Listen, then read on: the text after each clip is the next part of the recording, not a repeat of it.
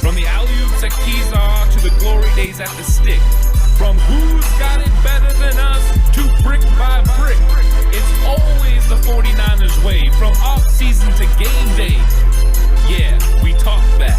It's the 49ers Cutback.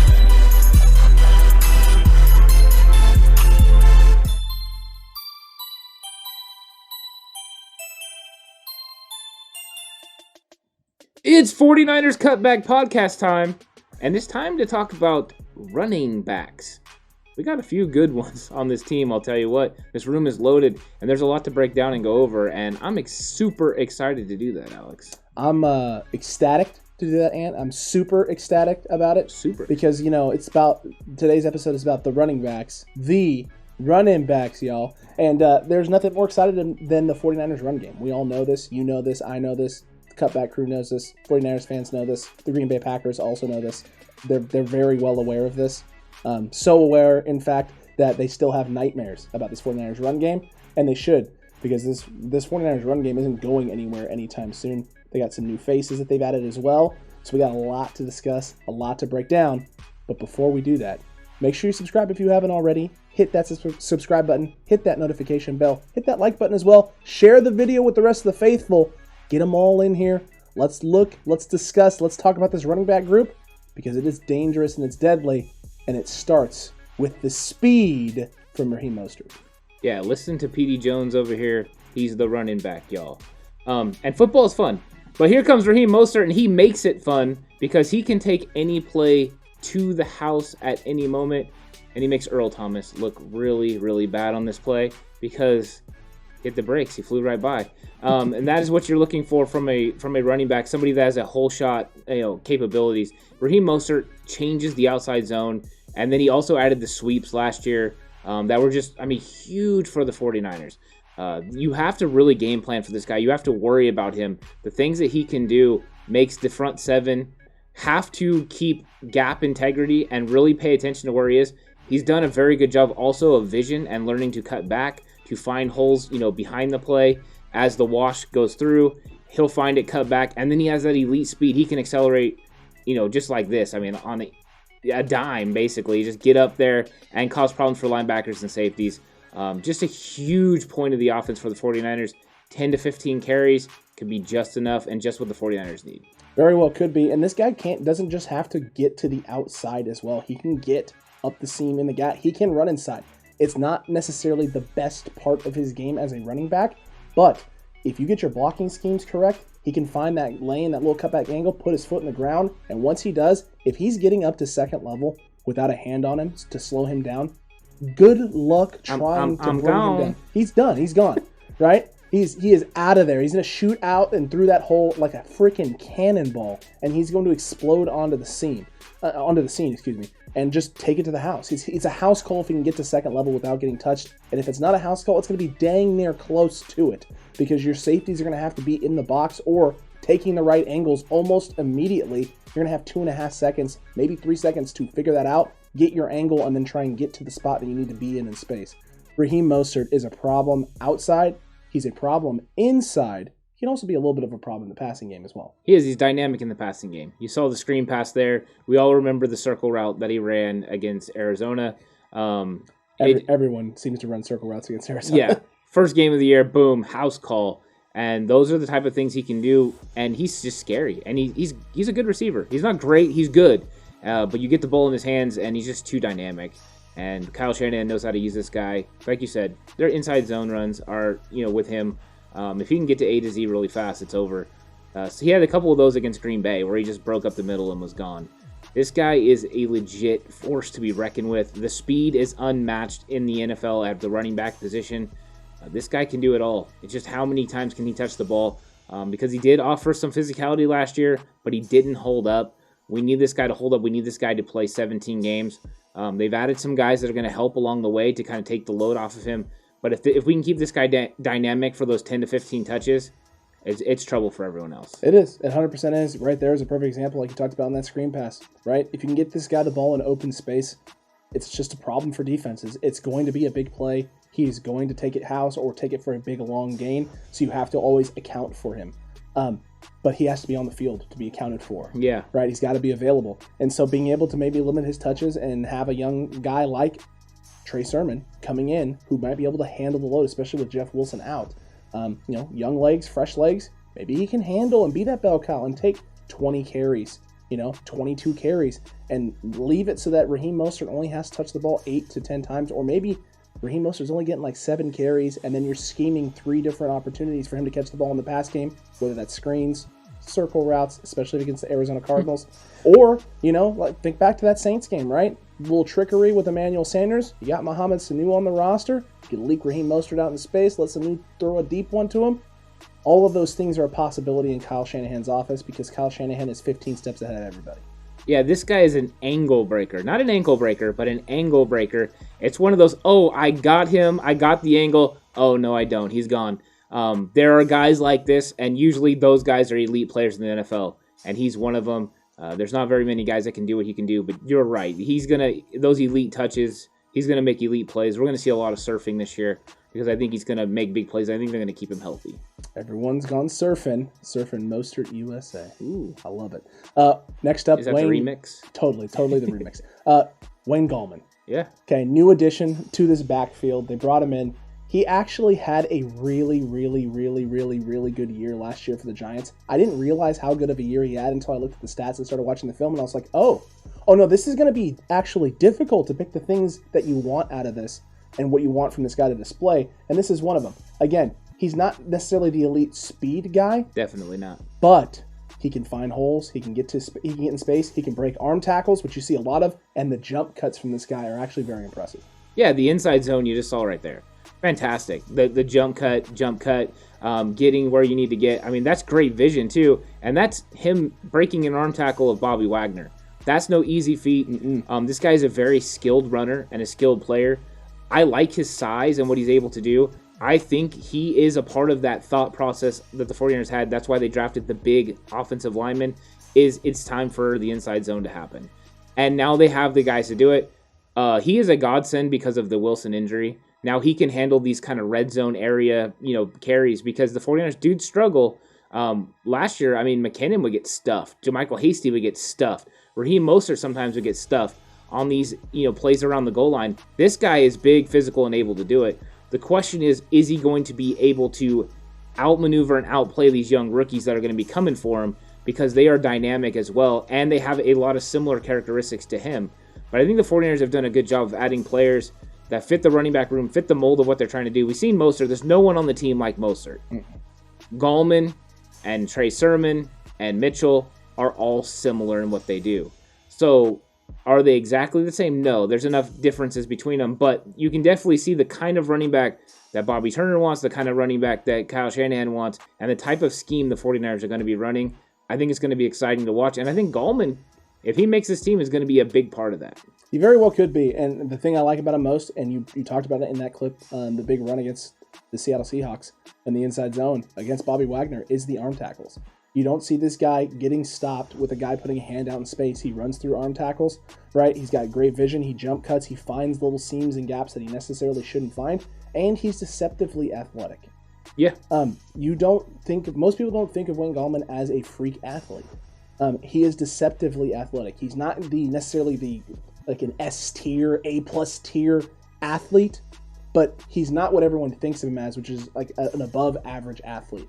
He can do crafty things in space. The goal line touch there where he dives over the top and elevates, gets vertical over the top of the line. That's not something that every running back in this league can do or wants to do. Gallman has the guts, the ability, the vision, and the toughness to be able to put himself out there and take those shots for the team. This is a guy who can put team first. He always has his entire career. He's going to fit really, really well in this locker room. And again, wouldn't be the first time, right, that a guy who's kind of a journeyman running back that's kind of been just kind of moving along and meandering his way around the league gets into a kind of Kyle Shanahan system, and maybe this is the perfect place and the perfect fit for him, and he could blow up and have a big year. His running style fits the system. It does. Just watching the film, even right now, you see how much he fits what Kyle Shanahan does. He has great vision, great lateral quickness, good jump cuts. He's able to block well, pass protection-wise. This guy is going to be a force.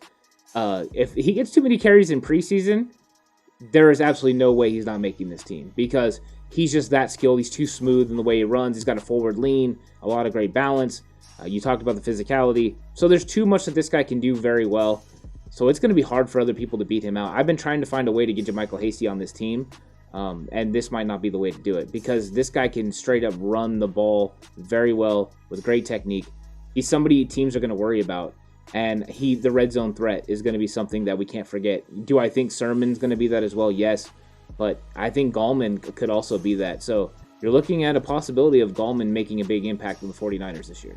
Absolutely could. And speaking of Jamycal Hasty, that's the next guy we're going to talk about and the next guy we're going to discuss. And this is a guy who does a little bit of different things. This is one of the things we saw in that Giants game that kind of stood out to us and kind of was like a whoa thing. Bringing him in the game for one of his first reps and his first touches and having him motion out into the slot to run a pass route. Right. It was like, oh my goodness gracious. Shanahan has ideas and plans for this guy. And then he started getting some more work because guys are going down with injuries. And then unfortunately, he went down with an injury and we never really got to see if anything else was going to pan out for it. Let's also not forget that this man was having to play with a little bit of a depleted offensive line. Yeah. So there were some games where fans were a little frustrated with Hasty. Maybe he's not doing the things you want him to do or he's not having the success you're hoping he's having. But he wasn't playing with a healthy offensive line. He's going to have that in preseason. He's going to have those things and that ability. This is going to be his opportunity to shine and stand out and build on some of these things like the pass catching, the route running, the physicality in the red zone and being able to run downhill and on the inside zones, and showing the elusiveness. He has a great jump cut already, but showing even more elusiveness out in open space on sweeps, tosses, and outside zone stretches. Yeah, there was nothing that disappointed me about this guy last year. I mean, was I disappointed in the injury? Yes, but that's not his fault. I think play-wise, he did a very good job. He was very smooth. He did what he was supposed to do. He's an undrafted free agent running back that played no preseason, that started the season on the practice squad, and then came in and got right to work. And got forced to carry the ball more than he should. I thought last year that he was being primed and groomed to be in that Jerick McKinnon role. Is that still the case? I don't know, because they've made some moves to improve this room, and they've kind of changed their philosophy a little bit. I think inside zone is becoming more of an avenue in which they're ready to go because, like Tyler brought up, the 5-1-5 is coming. 49ers even implemented themselves to stop that outside zone. So the question is, which guys are they going to keep because of the different things that these guys do and the different characteristics they have? But Jamycal Hasty is a fun guy to watch, and I see a lot of explosiveness. I don't see the top-end speed of Mostert, but I see that quick twitch explosiveness, and that's what you're looking for in some of these running backs that can change direction in a split second. And I really like what he can do. Catching the ball in the backfield is something he does well. The pass protection, he's not great, but he's good right now. And I think he could develop that even further. As long as he can stay healthy, he's a viable option to play running back in this league. I bet the 49ers are agonizing over the fact that they need to be able to keep him. The question is, can they keep him? I don't know. If he doesn't make the active 53-man roster, I don't see how he's not going to end up somewhere else. There's too many teams and organizations that need running back help and depth. Yeah. That would be willing to take a shot and a chance on a guy like this who has some now playing experience, has put some stuff down on tape, right? You know what his strengths are. You've seen those things. It's just too hard. And it's a running back in a Kyle Shanahan system. Those types of things just bode. Those types of running backs get opportunities in this league. Alfred Morris is out of the league for a few years, and they brought him back. The Giants brought him back to add depth to their running back room because you know what he can do, especially in certain types of schemes because of the amount of success that he had with Kyle Shanahan. So, I mean, this is a guy who the world's going to be his oyster, and if the world isn't San Francisco, it's going to be for someone. It's going to be somewhere else with another team. Yeah, it makes me nervous. Seattle could use him. The Rams could use him, and also Arizona. Not to mention that Atlanta, I know that's been brought up before. There are lots of teams that could use Jamycal Hasty. Teams wanted him last year. Mm-hmm. There's no reason that this guy's stock would be going down. He's going to be a good player. I hope it's with the 49ers. We will see. But I can't wait to see him in preseason. It's going to be fun. Yeah, preseason is going to be fun for a lot of these guys because we have a lot of great running backs on the team. I don't know if we've ever had a room this talented. Maybe 2019 because we didn't know exactly who Mostert was going to be. Correct. When we had Breida, Mostert, Tevin Coleman. I mean, we had a lot of good backs that could get it done. So maybe this is the closest we've got to that, and I think that's because we have high hopes for the rookies. So maybe that's why. But maybe that's why, and it very well could be the case. And it's going to be very interesting to see what happens. And then the last running back that we're going to talk about isn't a running back at all, folks. It's Kyle Juszczyk, who is, listen, he's part of the running back room. He's a fullback. We get it. And we've done videos on Kyle Juszczyk, but you can't not give this man love when you have the opportunity to, because he does it all. And listen, you may be going, oh great, more blocking clips of Kyle Juszczyk. No, you got to witness a lot of those already in a lot of the other clips that we already played and already shown you. So we wanted to diversify and show and highlight a little bit more of what makes him so special in this 49ers offense, and why, he's so important to the success of this 49ers offense, because he does a lot of things in the pass game. He does a lot of things in terms of opening up the playbook and the creativity of Kyle Shanahan as well. He can be whatever you really need him to be. Short yardage, he can do it. He can get it done. Pass catcher, he can do it. Vertical game, he can do that as well. And then at times you can also have him run the option. Yeah, he does do the option. And I think the first time they really put that out there was against Kansas City in 2018 in week 2. And that was fun to watch. But this guy can also motion anywhere. You can put him anywhere on the field. This is him getting, down the field on the wheel route, just coming out of the backfield, going through the line of scrimmage, and then working upfield, getting behind the linebackers in front of the safeties. It was a decent throw, not a great throw because we have a backup quarterback in there. But he makes the catch, and he makes a lot of tough catches. Yes. You can play him out wide. You can play him, in a strong eye look. You can play him inline. You can do whatever you want with this guy. He's a Swiss Army knife. And the things that he's going to do this year for Elijah Mitchell and for Trey Sermon are going to be huge. He's going to help these guys mold them. They're going to build that confidence that we've talked about that Raheem Mostert and these guys have, where they read his numbers, and he's going to set the block, and he's going to tell them where they need to cut and where they need to get upfield and get vertical. And that is what we need. Here's the play right here where he runs the option look, and Matt Breida gets around the outside. How do you prepare for that? How many fullbacks can do that? Not very many. But you know what he was before? A quarterback. It's true. So he can handle it. He can pretty much do anything you want to do, and Kyle Shanahan finds ways, to use him. This is the closest thing I've seen in San Francisco to Tom Rathman, because the things that he can do with the ball, just catching it, beating linebackers out of the backfield, beating safeties. It's true. In open field on little routes. I mean, he can do it all, and it's fun to watch. I mean, I don't think there's a player on the offensive side of the ball that is more dynamic as far as against linebackers and safeties. Well, maybe George Kittle than this guy. But as a running back, I want this guy used more. No, I agree with you there. He has to get used more. Kyle Shanahan has to find a way to even be more creative in ways to get this guy the ball, or just utilizing him as diversion for Evan's sake, right? Just find a way to utilize this guy even more than you already have, and this offense will take a whole other turn as well into a whole nother level. And then you got guys like Elijah Mitchell too, who does a great job with the balance, right? Balance as a runner, bouncing off tackles. Another guy who arm tackles don't seem to phase him. We're not sure yet with the speed, right? Like, we have questions and we have concerns about the 4.3 legitness of the speed. He is fast, don't get me wrong. We don't believe he's that fast, and that's because the film doesn't dictate and doesn't show that yet.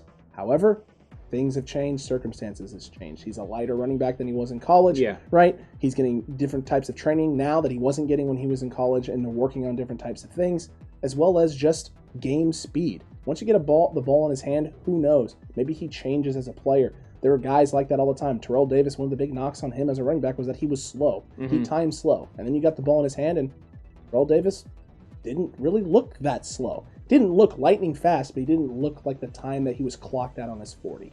So there are guys who you put the ball in their hands, and they don't play the way that you measure their speed. They don't play that same way. It's just a different type of transition and change. Game speed and practice speed, they're not the same things. And Elijah Mitchell very well could have that. Yeah, Jerry Rice was one of those guys. They didn't think he was that fast, and then you put the ball in his hand and he's out running Darrell Green. And it's like, wait a second, that guy's a 4.3 guy. Jerry Rice is supposed to be a 4.6. That's what happens. Some guys are just different. They're just made different. As far as Mitchell goes, 218 pounds in college. So when he's on film, he looks like he's running a 4.4. When he gets to his pro day, he's 201 pounds, and he's running a 4.3 hand time. So it's probably pretty close to a 4.4.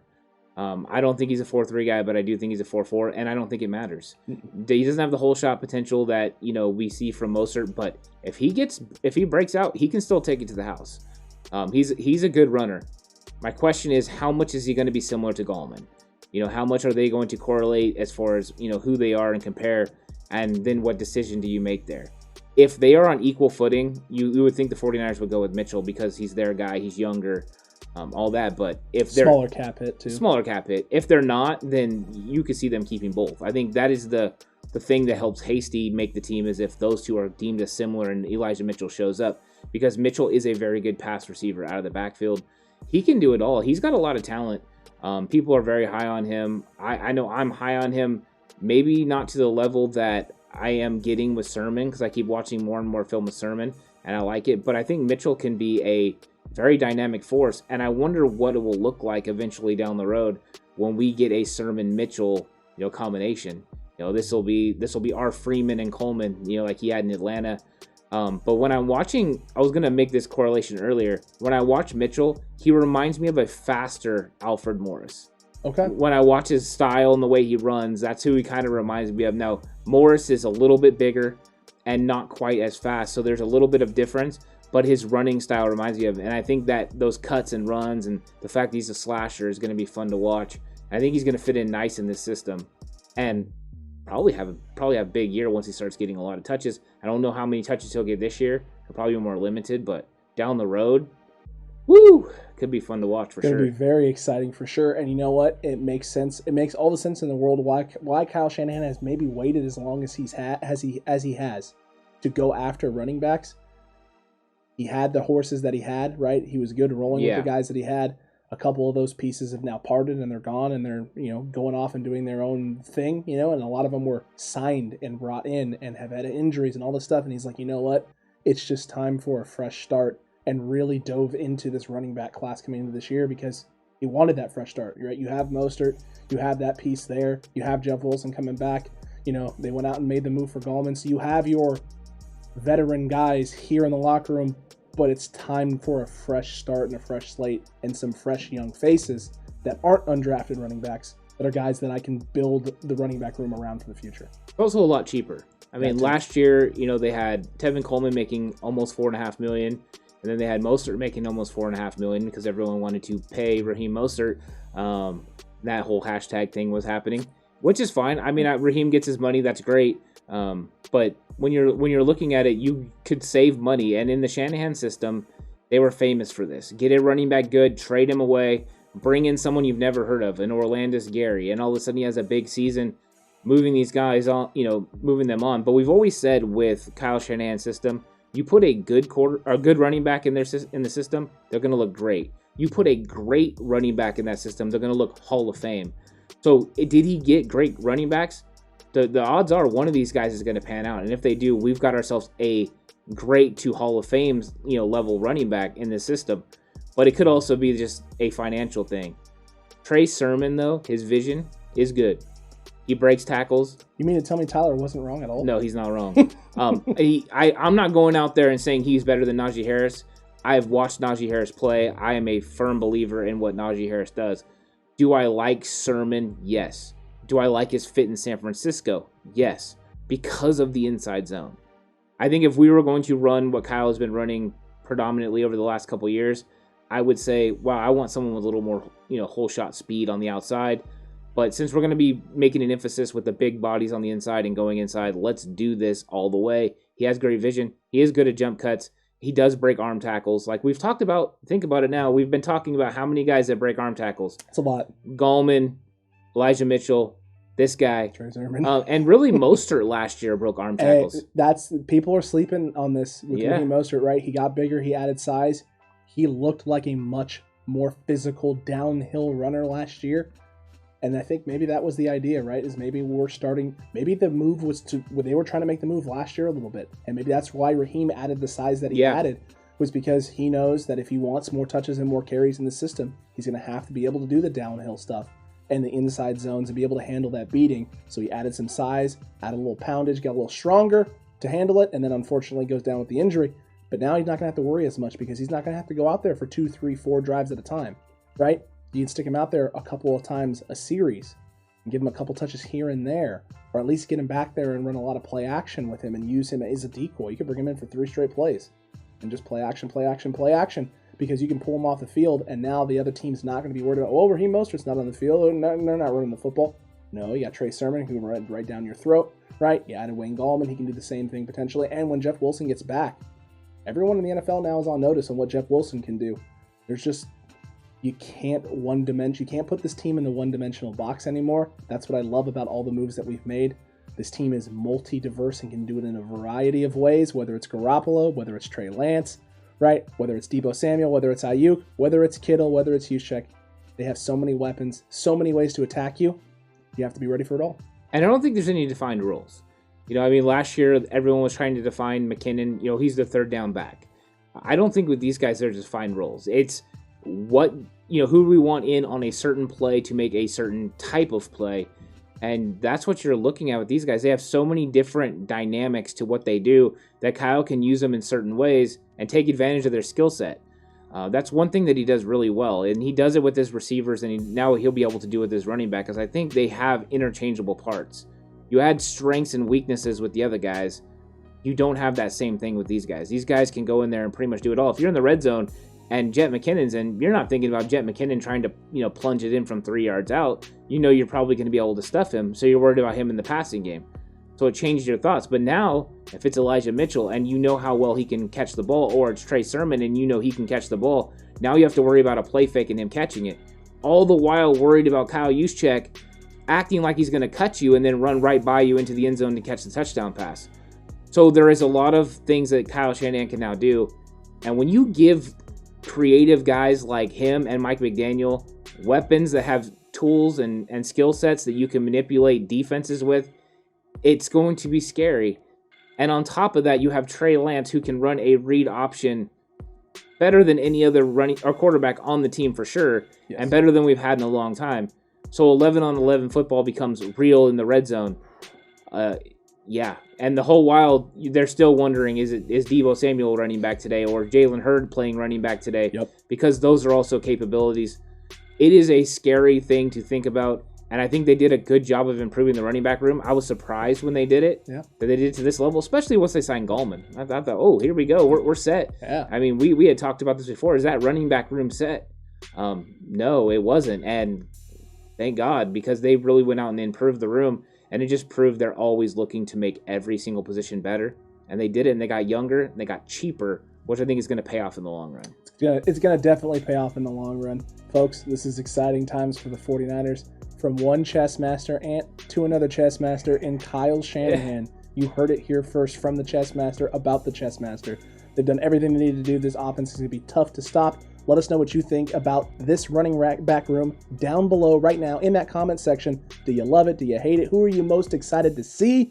Who are you most excited to be a part of this offense? Who's taking over RB1 spot? Is it Trey Sermon? Is Mostert holding on? Or is everyone just sitting back and waiting for Jeff Wilson to come back because he's the dark horse and he's really going to take over? We want to hear from you. And while you're down there, don't forget to subscribe to the channel if you haven't already. Hit that notification bell, share it with all of your friends, and like the video. I have a pretty good idea of what Mostert and Jamycal Hasty can do. I want to see the young guys. I want to see Wayne Gallman. I want to see those guys get in there in preseason, carry the ball, see what Kyle Shanahan does with them in a vanilla role. Maybe they'll be the sprinkles on top and get something done.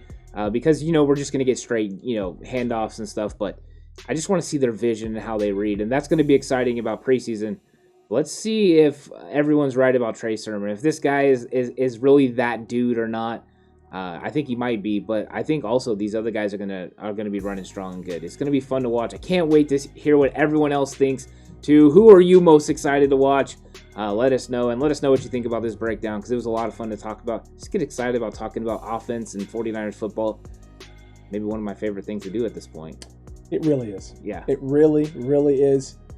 Training camp cannot get here soon enough. Get here faster. This is exciting times.